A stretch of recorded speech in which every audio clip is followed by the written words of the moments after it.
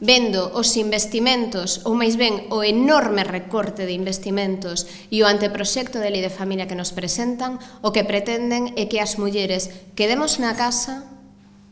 aturemos situacións de discriminación, aturemos os malos tratos e quedemos na casa tranquilas coidando das persoas dependentes, coidando dos nenos e das nenas e coidando das persoas maiores. E unha maneira de non ter que prestar recursos de atención ás mulleres vítimas de violencia de xénero e, de paso, aforrar en recursos de atención ás persoas dependentes. A verdade é que parece que é unha estrategia perfectamente estudada dende o principio ata o final, porque todo é beneficio para un goberno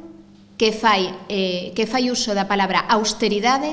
para disfrazar o que non deixa de ser un recorte nos dereitos das mulleres ás que pretenden devolvernos a nosa casa.